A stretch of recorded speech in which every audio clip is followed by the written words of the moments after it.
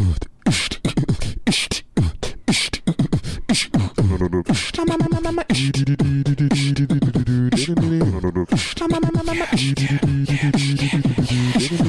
bang bang, comedy bang bang, comedy bang bang, comedy bang bang, comedy bang bang, comedy bang bang, comedy bang bang, comedy bang bang,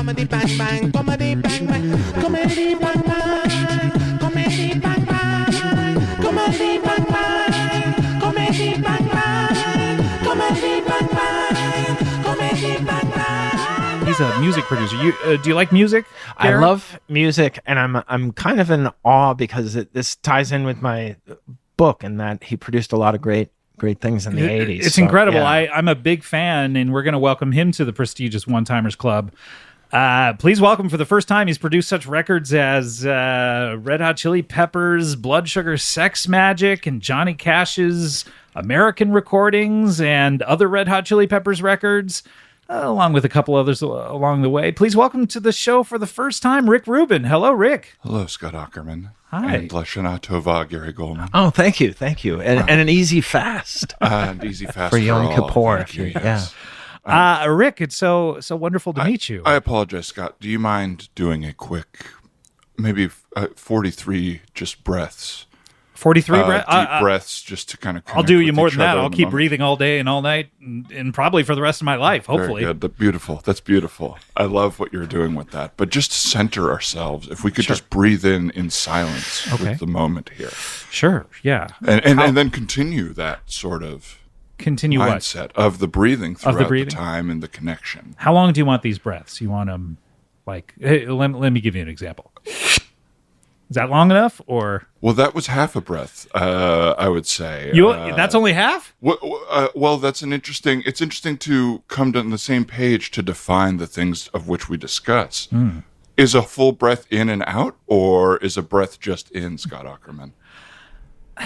You're right, because I kind of held it after I did it. Yes.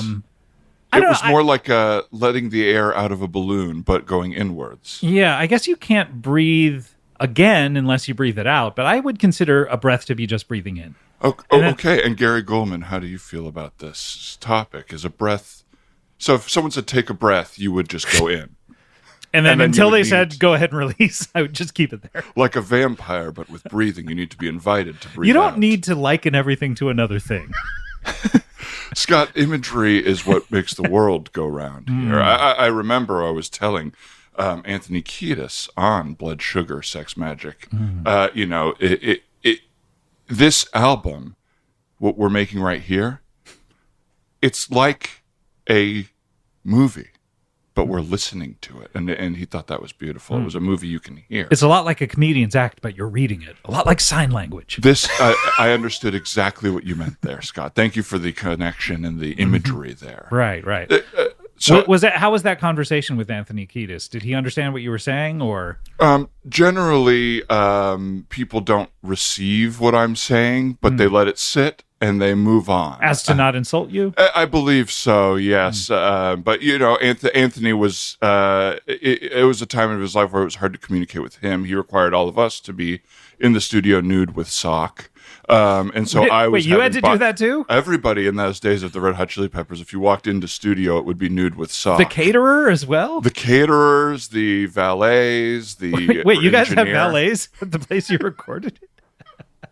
Oh, absolutely. I believe that for creativity, you have to know your car is in a safe, protected spot. I would imagine you'd even put a sock on the tailpipe. Yes, the tailpipe is the cock of the car, isn't it, Scott? Isn't it really? Imagery-wise, I mean, what else would it be? I guess it would be the butthole of the car for some people, but and then the maybe muffler would be the. But isn't it where it exhales?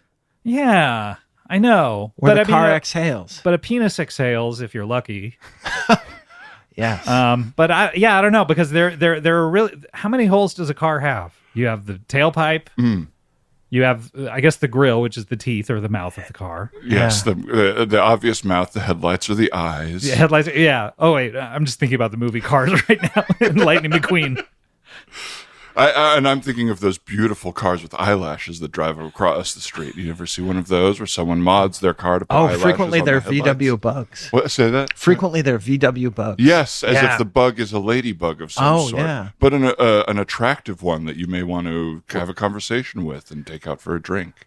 Yeah. Have you ever asked a car out on a date? Several times, Scott Aukerman. Really? Oh, absolutely. Rick Rubin. You don't say. And how was that received? Quietly and interestingly. But I believe that we should be able to date whatever we feel a connection with on this earth. And that's where the creativity all comes from, is everything is a living, breathing thing. Of course, it's hard to get to second, third, fourth base with the car when you don't know if... Easy to get to first, though? Absolutely. A smooch on the grill. And do you consider tongue first? Or can it be any kind of kiss? Yeah, what's your definition of first? Second, I would third, say fourth. Let's get this. This is something I covered in my Oh, is it book. really? There were two different schools of thought on what on what first. I remember being, I don't know if you were this way or you, Rick, on Long Island. Were you horrified when you found out about these bases? I was horrified. I had originally in seventh heard grade, I think, first or was sixth. kissing. No, sorry. Home plate, when you're at bat, it's kissing. No, Yeah. what was it?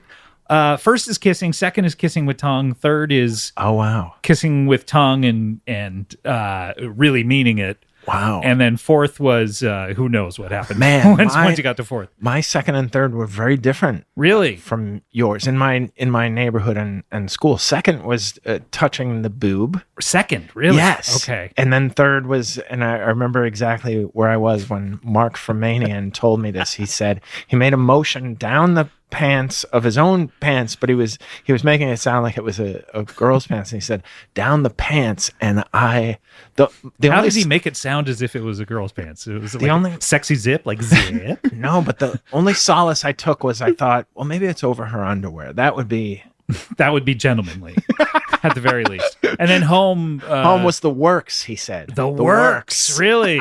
Which I lettuce, assumed tomato, was sex. Pickles, oil, vinegar, salt, and pepper, Mike's way. Mike, yeah. You got to get it Mike's way. Oh, yes. You slide into home Mike's way. So you haven't gotten anything up the tailpipe with any of these cars you've asked out? Well, no, because you must be polite on a date, and at the end of the day, if you don't know if the tailpipe is consenting, or even what part of the body it is, I mean, we can't even come to agreement right here if tailpipe is butt. You suggested maybe muffler was what we urinate out of. Well, I mean, every car has a tailpipe, so I think it has to be butt. Now that I think about it. Okay, interesting. So unless cars are genderless, but if you watch the movie Cars, Lightning McQueen is sort of male seeming, I guess. Yeah. And wait, was there a female car in that? There must have been a gender normative romance in that movie where Lightning was. Right. Had somebody that was rooting for him of the female car persuasion. Yeah. What would you imagine a female car to be? Of course, for me, a love bug is a female, which is why Herbie Fully Loaded didn't work for me from minute one. Right, yeah. I think a Mazda Miata. A cabriolet? A cabriolet, yes. Yeah. Yes, because it's French. Yeah. Anything French is sort of female, right? Yeah. Absolutely. I mean, a baguette, I can't think of a more feminine image than a nice long female phallus in a little bag there, huh?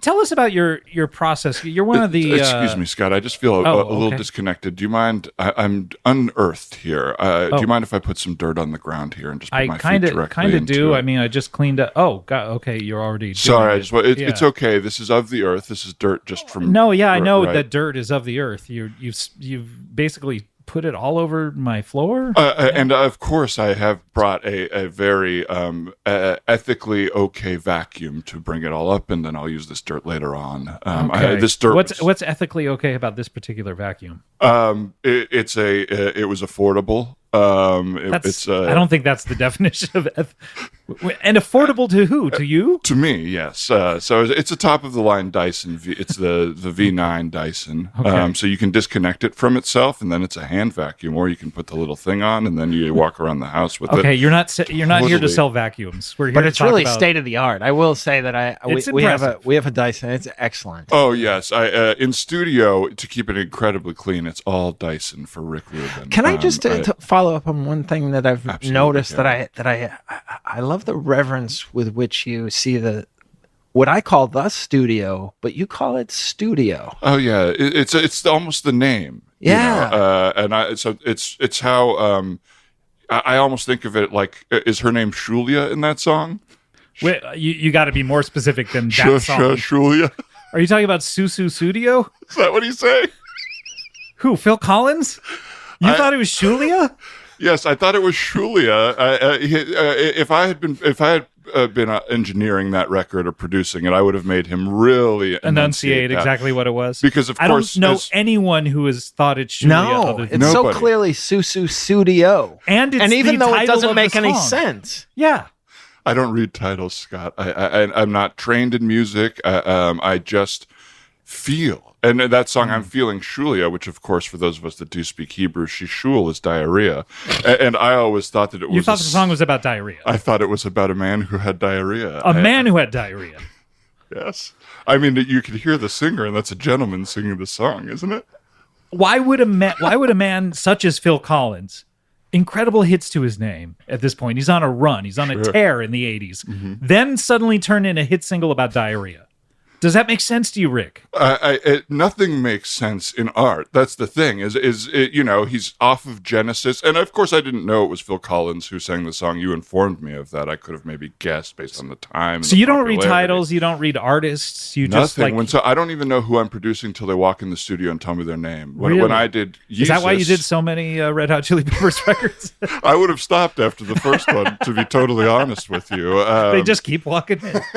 But they would walk in, and I would say, "Oh well, if it isn't Flea and the Gang again." But the point being, I treat the studio like Phil Collins treats his diarrhea. I call it just a studio, and it's its own person. You know what I mean?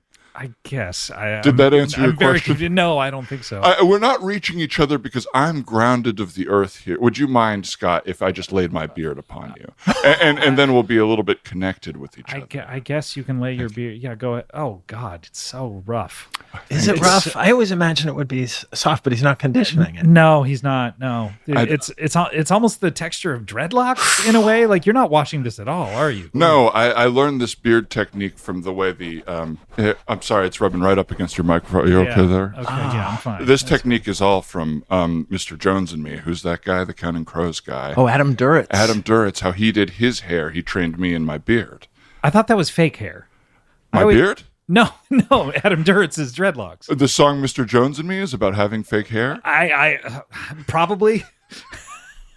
I'm rocked after this Shulia thing. I don't know what means what anymore. I was momentarily distracted. You told me to shut the bathroom door, and I just looked over, and I thought it was open again, and I was like, what did I do? And now I'm seeing it's closed Rick, again. by the way, you took a long time in the bathroom. We took Gary, how long was the break in between segments? It was about 45 minutes or something. Rick arrived. He spent 45 minutes in the bathroom. What is going on? Is there a ritual? As much as evacuating is a ritual for any of us, yes. I guess it is something you try to do with regularity. I'm as I think right now, I wonder, do we Jews have a holiday for taking a number two? Because that is a rite in its own way, just listening to your earlier conversation. And if not, we should. A Shishulia day, almost, which I guess would commemorate diarrhea and would make sense for us Jews if we're going to commemorate any sort of stomach issues. I guess you're dehydrated in the desert without very many trees to you wonder, wandering the desert, don't you, Scott? What were their bowel movements like? Already Jews with anxious bowels.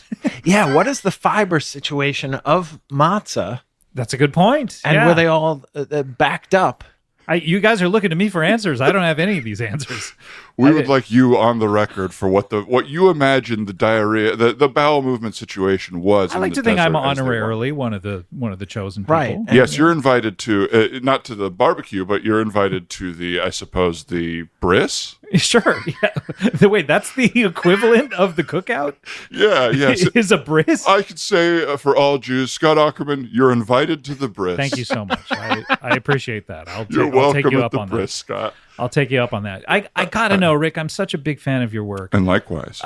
Thank you so much. That means the world to me. But you've produced so many classic albums. Amazing. What is your style? Incredible. How do you do it? Beautiful. Are you talking about what I'm saying? My question, Yeah, I'm or just, you just indicating that I'm listening to you. Oh, okay. Yeah, you can do that silently, maybe just with a nod or something like that. But Great. I would love to know, how do you do it? How do you elicit such sounds out of these incredibly iconic artists? Well, that's I'm wonderful. done. Oh, great. Wonderful. A sound is within all of us. And it's my job to get people reconnected with their artistic self. It's why I'm here today. That's why you're here today? Yes, I've tried to move on to the podcast space, Scott Aukerman. Music bores me. I've produced some of the great albums. I reinvigorated Johnny Cash's career, as you mentioned. Me and the Beastie Boys came up with the idea of yelling a rhyme at the end of every sentence. We've done it all. Yeah.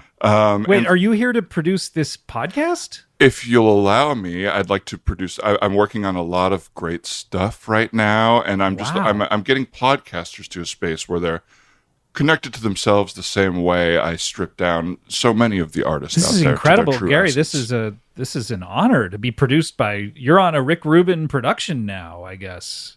This is incredible. You're producing podcasts now. It's incredible. Growing up with that innovation of yelling a rhyme at the end of a sentence. That's been something that we've had all our lives. Yeah, I feel like now we're at the what would we call this? The inception. Yeah. Of that equivalent, but whatever that is to podcast. Whatever that is to podcast. Yeah, exactly. Well, yes, and instead of being in my dormitory at NYU, we're in Scott Aukerman's dormitory. You certainly know bare bones facts about yourself. Scott, I know at least 10 things about myself that I could rattle off right now. We should all be so lucky to know 10 things about ourselves at any given time. But that's what I mean. I've been working on some wonderful. We're bringing back the Step by Step people are doing a podcast that I've been working on. When you say the Step by Step people, do you mean the cast of the show? Step by Step? Some of the writers' room, Patrick Duffy, and that's it right now. But there's just so much in the space with everybody free during the strike that they need my kind of brilliance. Well, how do we do this? What's the process? What do we do for you to produce this? Well, Scott, I just need you to be you. So that's not. I don't know that that's such great advice. I think that the you that shines through is the you we all want to see. I mean, what are you hiding when you say, "Oh no," there? What are you worried people will see? I'm not worried. I'm not worried about revealing anything weird about myself, right? I mean, you immediately went to your laptop and started clicking out of Windows. There, I'm not going to double check what you were looking at. I'm not worried about any of that kind of stuff. I guess I just mean, I'm worried the audience won't care. I'm worried they'll be bored, that they won't find it interesting. Who said the same exact thing? The cast and writers' room of ABC's Manifest when we worked on a podcast together about that TV show. Wow. What is that show called? Manifest. No, the podcast about it. Manifest the podcast. You can do better, Rick. Okay, Take that back to the drawing board. I take criticism not incredible well, Scott Aukerman. Oh my God, you're standing right now. You're looming over me with your giant beard. The beard does more. The beard can choke. The beard is very intimidating. It's wrapping its. Is it like sentient? Doctor Strange's cape? Yeah, it's like Doc Ock's arms or something, just wrapping itself around my. It's like Doc Phil's mustache and other docs. Okay, Scott, take back what you said about the title of the Manifest podcast. I'm sorry. Okay. God, Rick. Now, Scott, you've entered hallowed ground that only few have been through. How do you train those things? How do you train your beard to do that? Oh, the beard gets a mind of its own after a certain amount of time once you've connected with your own body. Scott, you could do that with your own hair, your underarm hair, your pubis hair, anything you want once you're connected with yourself. I choose pubis. That was like a Pokemon kind of. Rick Rubin, I choose pubis. Okay, I'm sorry. I won't criticize you anymore. I'm sorry. I think I freaked out. I embarrassed myself in front of Gary. You instead of hulking out, you Rubin. Okay, you were clear earlier that you don't deal in titles. Yeah. And so it was kind of Scott not paying attention to your sorry. aversion to titles. Wow, thank you for hearing that, Gary. I think because a lot of my dirt ended up on Gary, that he's a little more grounded. Yeah, you're here. filthy right now, Gary. I'm by the sitting way. closer to the Richard, dirt. and so Yeah. I'm covered in Yeah. filth. Richard, thank you. But there's a Dyson in my future. Yes. Wow. All right. So what do we do? How do we? So the first thing I would like to do is we all need to have a big meal together. There's nothing more What connective does that than exactly a meal. have to do with us recording this podcast?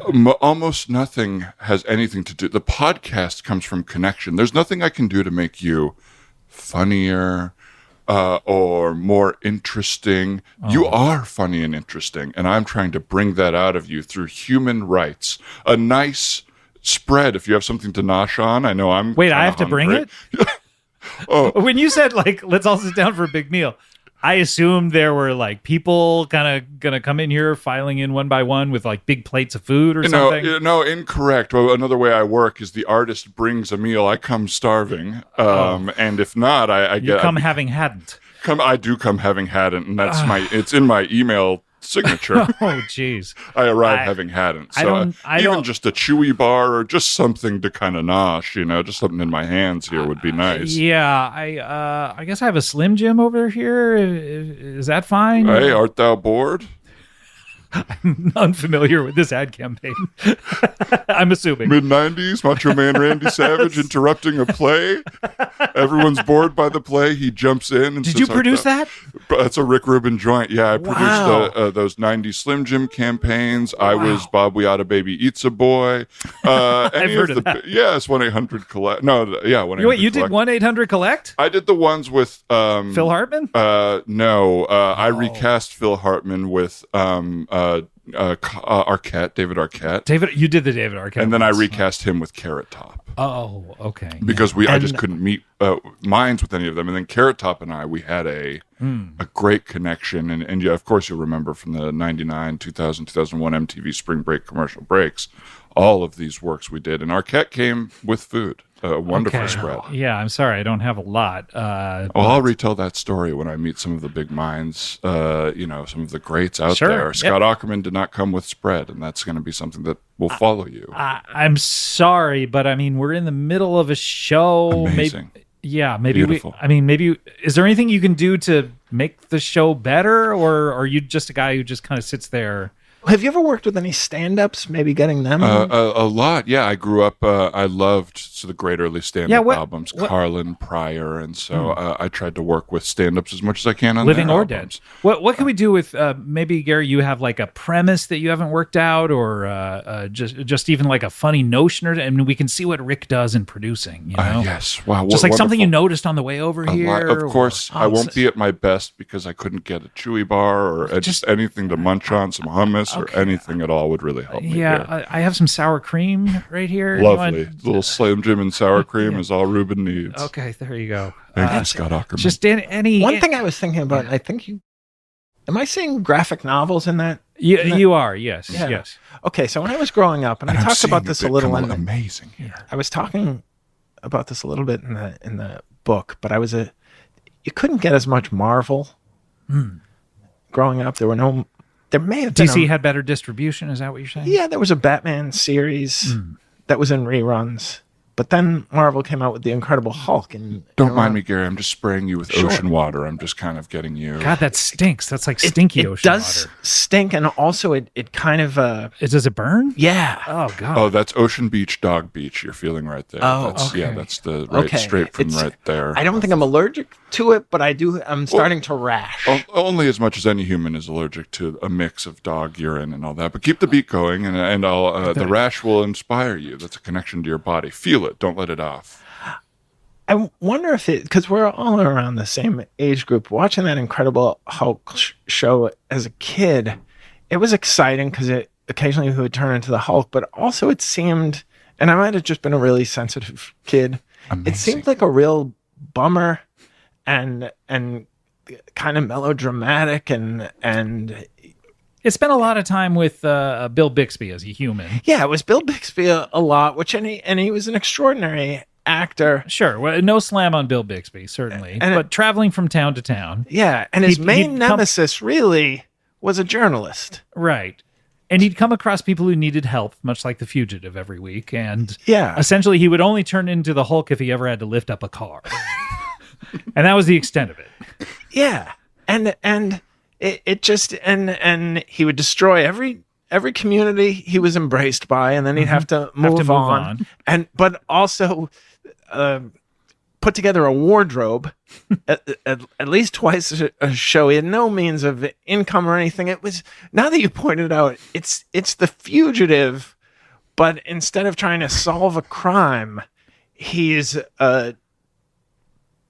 beating people within an inch of their life and also destroying property. Amazing. Okay, so what can you do to produce this? I guess I'm deconstructing it. I guess that's the bit Sure. I'm heading towards. First of all, the rat-a-tat between you two is incredible. There's a connection. There's something there. I'm a minimalist. How can you do the same thing? Less words. Take out the unnecessary words, the thes, the ands. Oh, I think those are usually very necessary in order to make a sentence make sense, right? Well, this is what artists always push against me with. We need bass, we need drums. I say, take it out. Okay. Take Well, it I mean, all Gary's out. Let me just hear. style is actually kind of verbose and the love Bombastic of language. even. Yeah, sure. Baroque. Grandiloquent. Yes, exactly. I'm worried that if you strip him down too much, it's not going to be as interesting. I again, I'm a little. I'm on my third green tea here on an empty stomach, and so I am a little. The Slim Jim and I didn't know you were an Blue excuses guy. an excuses guy. Are we getting into it one more time, Scott Aukerman? Please don't wrap your beard around my neck again. I will walk my little toesies, I'm shoeless, all the way over to you right now, and they'll crawl on you, and they'll slap you right across the face with the big toe. Please don't slap me with your toe. Please. Ow! Ow! That's right. Full toe-to-cheek contact. How did you get me so hard with that? Oh. I'd like you to define what you mean by that sentence, just so I'm answering the question correctly. There's so much strength in your toe. Okay, so how did my contact with your face hit you so hard? What way could it have been taken? Well, how did you get me so hard? Like, how did I arouse you so much? Okay, that did not happen. Or how did I make you think of a Will Ferrell, Kevin Hart vehicle where they go to prison, written by Ian Roberts and his writing partner? I wasn't sure. Sure. Look, Rick, I have to say, Gary, it seems like you've just swallowed this hook, line, and sinker. But amazing. I think you're a charlatan. I'm sorry. I mean, maybe a good charlatan, in the sense that I produced good Charlotte's lifestyles of the rich and the famous. Did you really? That's thing number 10. We're out. Everything else from here on out is new information for Rick Rubin. All right, Rick. I'm glad Gary read my book. Yeah, that's good. Look, we have to take a break, Rick. I don't know that you're helping this at all, but do you want to stick around and produce the next segment? Absolutely. That would be an absolute joy. Okay. We're really feeling each other out here. I don't know about that. All right, we're going to come back. When we come back, we're going to have more Gary Goldman, more Rick Rubin, and we have a playwright. Packed show. We'll be right back with more Comedy Bang Bang after this. Comedy Bang Bang. We are back. Gary Goldman. The book is called Misfit, Growing Up Awkward, rather, in the 80s. And you're on a tour. How long does the tour last? Where can people see you? And where can people get info? GaryGoldman.com, GULMAN, has all my tour dates, and we're adding some tour dates for 2024 soon. Whoa. But so far it's just through the end of the year. Okay. Yeah, but I'll be at Largo here in LA on 9/23, I believe. Wonderful. So if you're in LA, I was looking at your tour dates and they're all over the country. Yeah. And, So I'm no very better grateful. night out at the theater. Are you bringing an opener or? I bring a different opener here in LA. It's going to be Laurie Kilmartin. Oh, great. Love Laurie. Terrific. And then I have some other people that I like to. And these are all surprises. You don't want to spoil them. Well, I could. Gary's really wrestling with this. Yeah. Should he? Could he? I don't want to leave he? anybody out. But for instance, in Boston, there's woman that's opening for me, but I'd like it to be a surprise. Okay, yeah, I think you should keep this close to the vest here. Yeah, just like you know who the main event. Although we know of it's a woman. Yeah. Interesting. Yeah. Okay, yeah. So this has given us one clue at least. Yeah. Kulop? It might be my wife Kulop. She hasn't appraised me of this fact at this point, but she may have started doing stand-up in her spare time. She's going to open for Gary Goldman in Boston, of all places. I can't wait to see it, Gary. We also have Rick Rubin here. Hello, Rick. What were you doing during the break? You got your vacuum out for a little while, but you weren't vacuuming. You weren't doing it for the dirt. No, it was an energy vacuum. The air has some energy in it that I was trying to get out of it. Okay. I think we cleared some of it. That's the beauty of Dyson. And you had a fourth green tea. Yes, I am. Apparently, these are caffeinated, so I am jacked. But just a little something in the freezer, so like a Trader Joe's. Well, you also went through my refrigerator and you found some 2-week-old guac. Is that good still? It's turned brown. Guac is like fine wine, Scott. I don't think so. I don't think it is.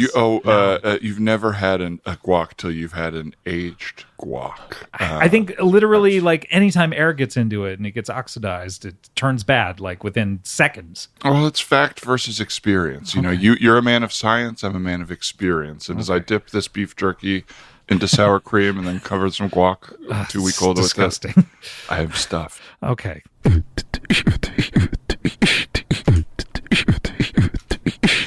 Could I maybe? I mean, this just feels Rick, like you need to get in here and produce this because I'm opportunity. Yes. Yeah. I mean, I see the scripts in front of us. Could we maybe see a scene before? I guess so. Yeah. Of Scott Aukerman and Gary Goldman in this play. Who plays here what? are the sides. Who plays what? Well, you're playing. What's my Scott. character's name? Scott. Okay. All right. So I wanted to stretch, but and Gary is playing.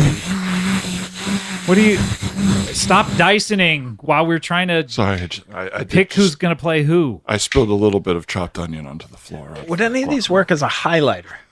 Yeah, probably. So, yeah, you need a Gary's playing the uncle, whose name is Andrew. Andrew. Yeah. Okay. Can you just? Okay. I'm sorry if we don't have a highlighter for you, but okay. And then, what do you want Rick to do? Rick is just going to lay there in the fetal position with a low hum that signifies the same mating call of a sperm whale. Oh, okay. Yeah. Interesting. So you are confronting him after realizing that he has offed your pop. Okay. All right. Hey, bro. Oof. I don't. No, that was my line. My line was oof. Yeah. No, I know. I'm taking exception. Hey, bro. Really? Is that? Look at the next line. Oh, I'm sorry. It's continued on the next page. Yes. Hey, brosif. Oh, that made it a lot better.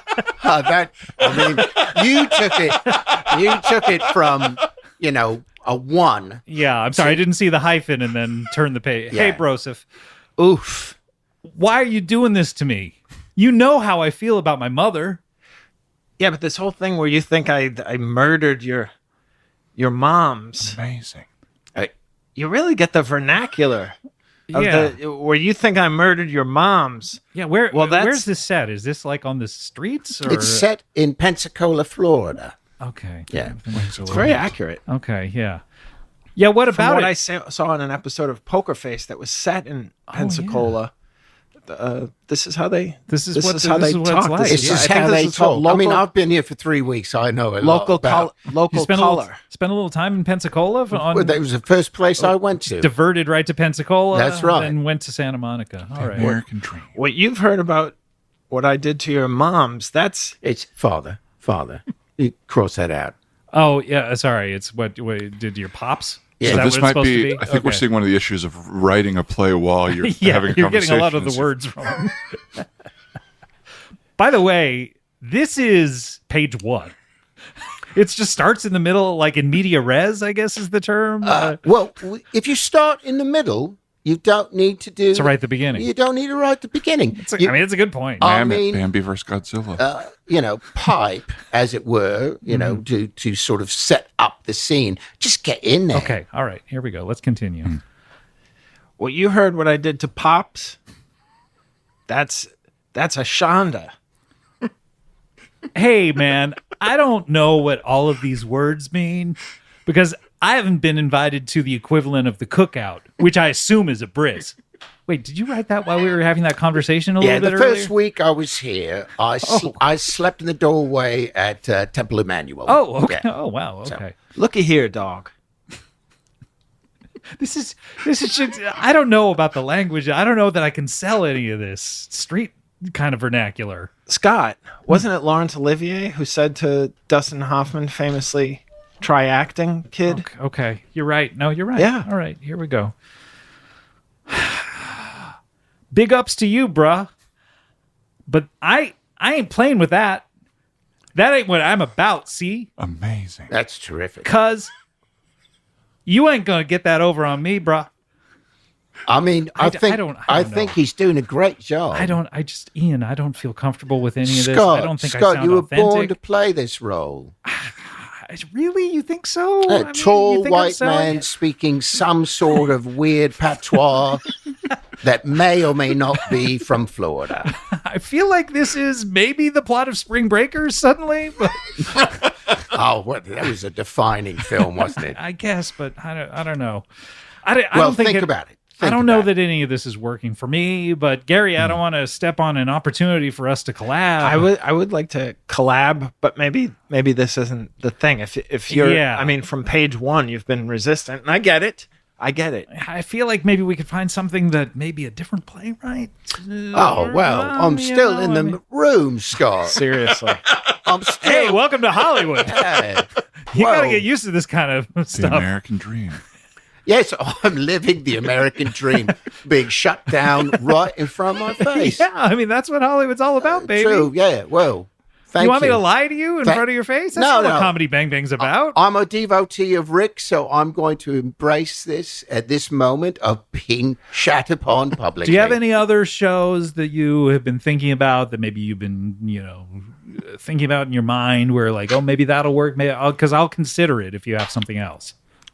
Well, there's a piece I've been working on. Okay. And Sounds promising already. yeah, it's about a soldier who comes back to the war.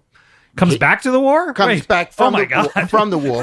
He's just like, I got to get back to this thing. His family sells olive oil, but really they're the mafia. Oh wow. And he's a war hero. This sounds just like Godfather. And he's going to Oh marry yeah. Diane Keaton. Michael Corleone. Wait, Diane Keaton's attached? Yes. I've always wanted to work with Diane. To do with Diane? Oh, she's terrific. She's so good. You think she'll wear those scarves? Do you think by the end of the shoot you'll be like Woody Allen and referring to her as Keaton? Yeah, I bet I would be. Yeah. I bet by the beginning of the shoot I would do that. She would like that, right? References to Woody Allen? Yes. Reminders that she hooked up with him? I'm in. Great. You I'll just got to work- mention Diane Keaton, I'm in. All right. I'll work on it, and I appreciate your honesty. You've been working on it. It looks like you're almost done. I'm almost done. A few more minutes. Somehow you've misspelled act already while writing and How talking. did you spell that? With a K. Okay.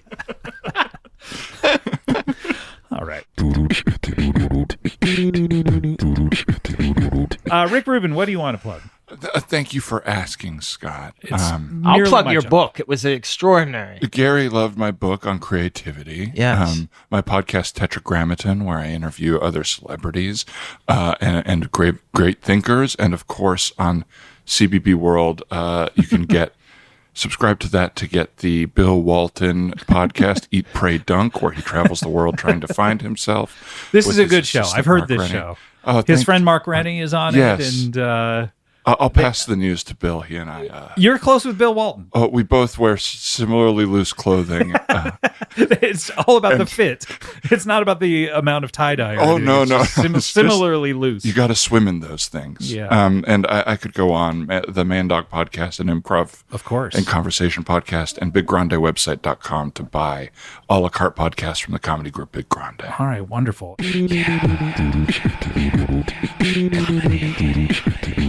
Rick Rubin, I'll be silently producing the future podcasts here and excited to just be in the background. so we can say all of these podcasts Rick from now Rubin. on are Rick Rubin Productions. 100% you have my permission. Okay. Even though you're not, it doesn't seem like you're doing anything for the. And how much are you charging a fee for this, or?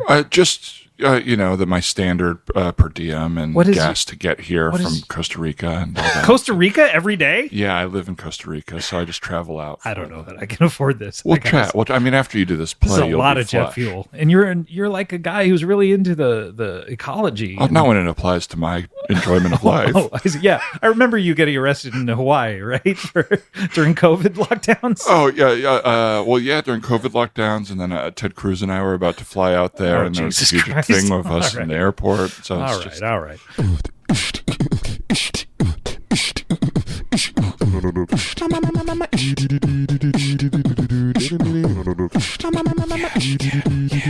Comedy bang bang, comedy bang bang, comedy bang bang, comedy bang bang, comedy bang bang, comedy bang bang, comedy bang bang, comedy bang bang, comedy bang bang, comedy bang bang, comedy bang bang, comedy bang bang, comedy bang bang, comedy bang bang. Rick, you're bad at this, man. Minimalist. you are upsetting me, Scott. Oh no! Aukerman. Please don't get your beer. You do not talk down to Rick Rubin. And the next time, just a little of those dill pickle hot dogs from Trader Joe's, something in the freezer. It's all you need. All right.